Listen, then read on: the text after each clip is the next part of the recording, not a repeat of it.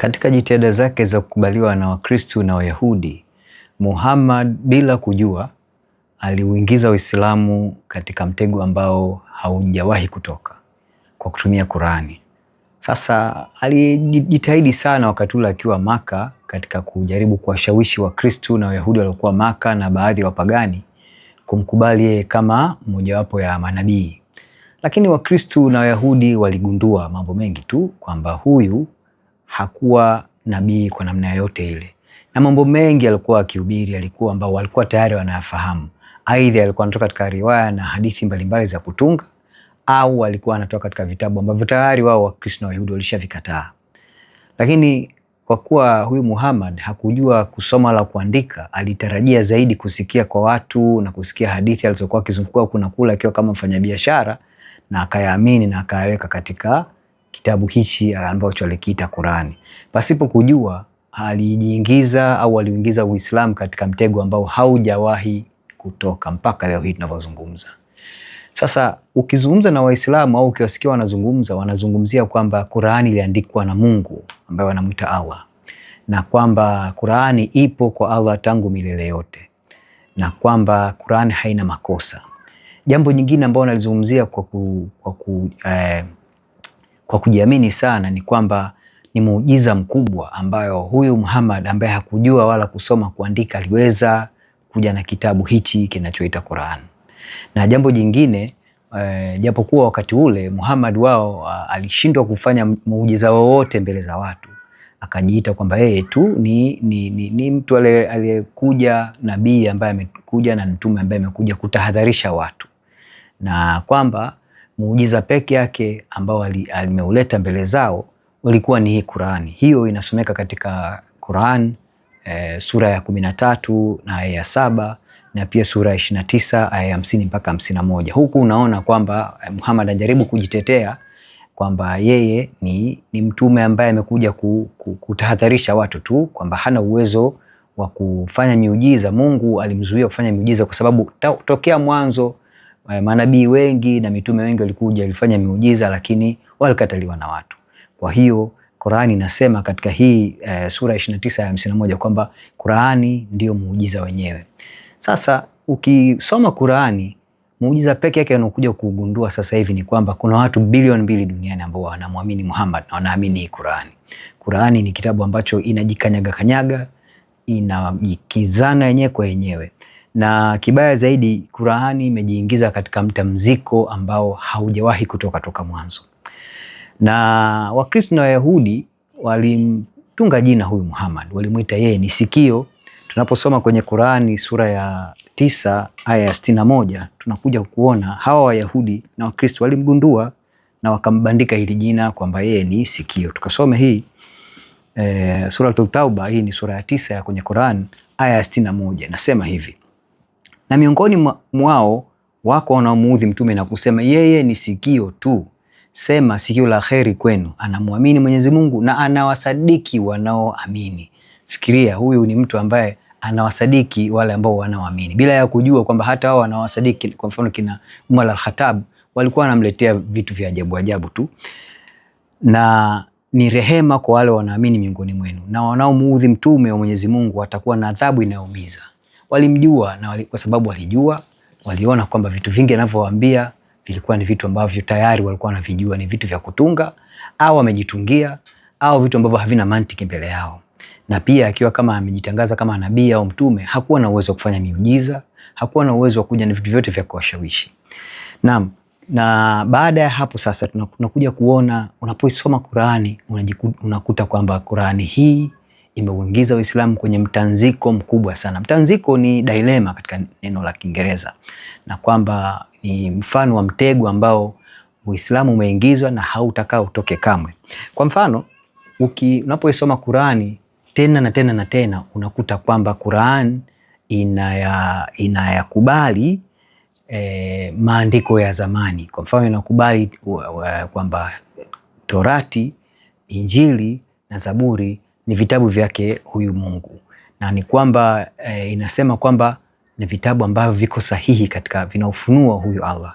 Unayaona kwa mfano katika sura ya pili ya Qur'ani ya 41, sura ya pili hiyo aya ya 136 na aya 288, kwenye sura ya 3 ya Qur'an aya ya 3 na aya ya 93, sura ya 4 aya ya 47 na 136, sura ya 5 aya 47 mpaka 49, na tena na tena na tena. Qur'ani inazidi kusema tena na tena na tena kwamba hii Torati, hizi Injili pamoja na Zaburi ni vitabu vyake huyu Allah, na inakwenda mbali. Na unapokwenda katika Qur'ani, kwa mfano sura ya ile ya 5 aya 43, Qur'ani inasema kwamba inahoji kwa nini Wayahudi wanakwenda kwa Muhammad kupata hukumu au kutolewa maamuzi wakati wao wana Torati na hukumu zao zimo humo. Tukasome neno hilo katika sura ile ya 5 aya 43. Sura ya 5 43 ya kwenye Qur'an.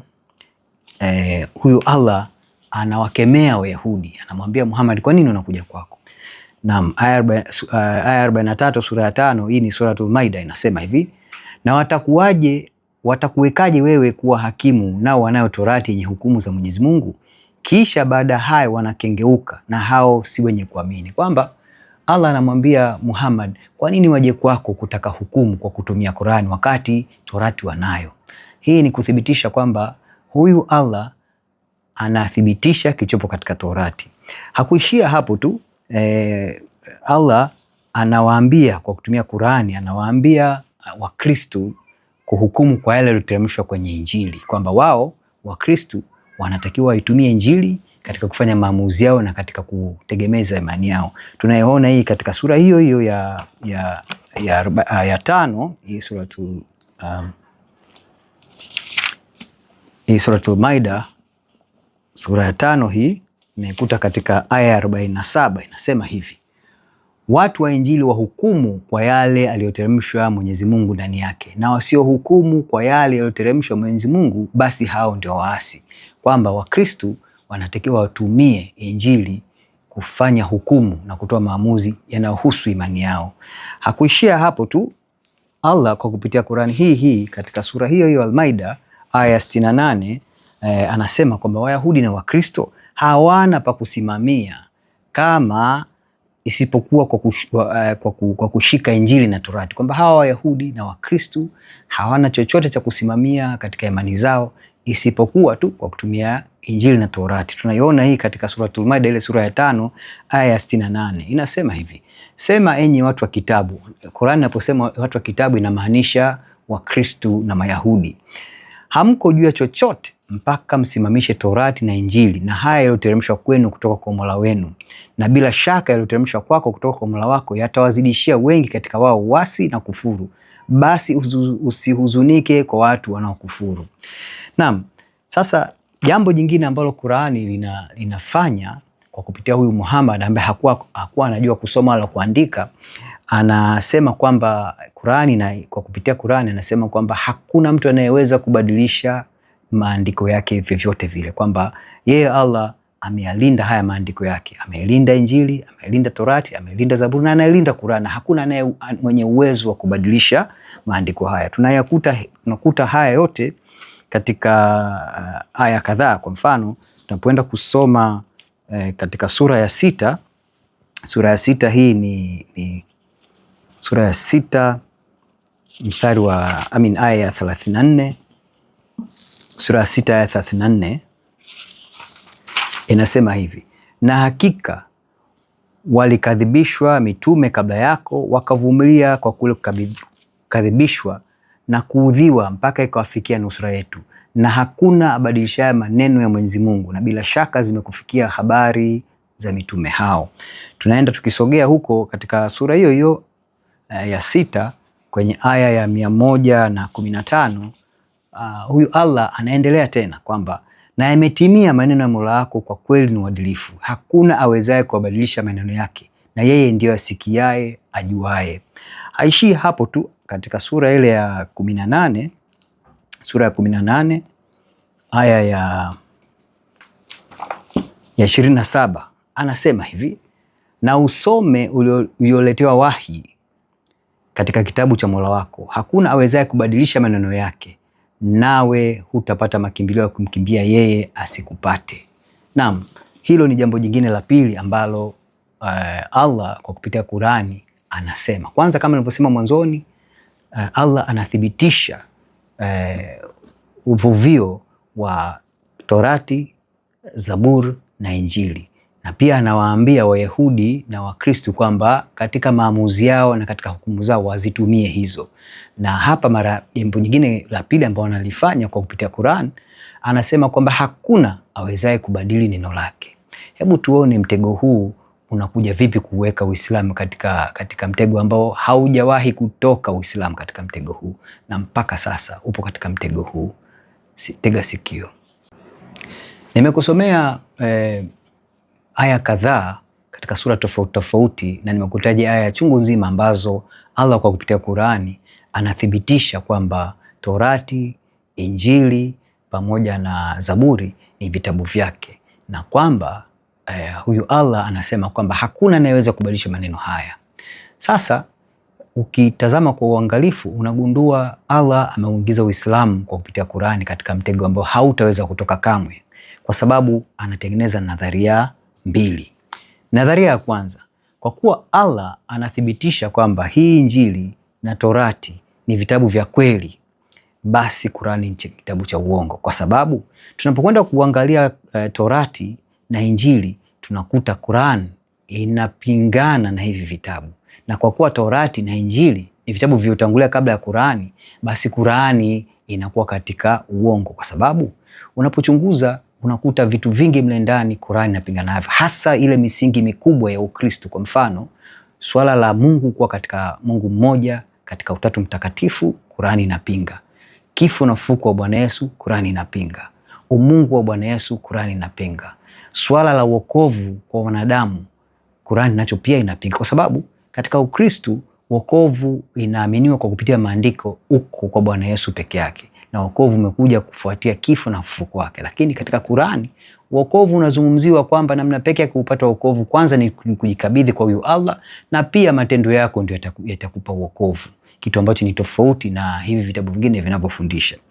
Lakini pia Waislamu kwa kuwa wanakaa wakipita wakihubiri kwamba Wakristo na Wayahudi waliharibu hivi vitabu ili vipingane na Qur'an, basi Qur'ani inaanguka katika mtego huo huo, kwa sababu mwanzoni kama nilivyokuambia, Qur'ani Allah anasema kwamba hakuna anayeweza kubadili neno lake. Kwa maana hiyo sasa Qur'ani inabaki kuwa ni kitabu cha uongo, kwa sababu Allah kwanza anashindwa kutimiza ahadi yake aliyoiweka, lakini pia ina maana Allah huyu ameshindwa kutimiza kwa sababu ameshindwa kulinda haya maandiko yake, na amefanya watu waamini vitabu ambavyo vimeharibiwa.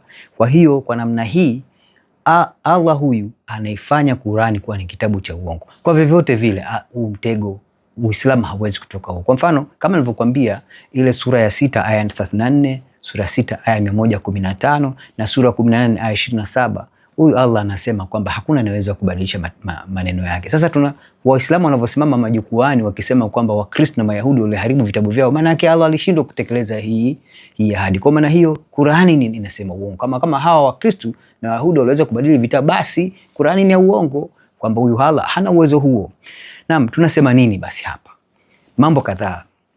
Kwanza, tunathibitisha pasipo shaka kwamba Qur'an hii ni kitabu cha mwanadamu, kwa sababu Allah kashashindwa katika mitego yote hii miwili, kwamba Allah mwenyewe kwa kutumia Qur'an anauingiza Uislamu katika mtego ambao hataweza kukaa asilan kuutoa humo.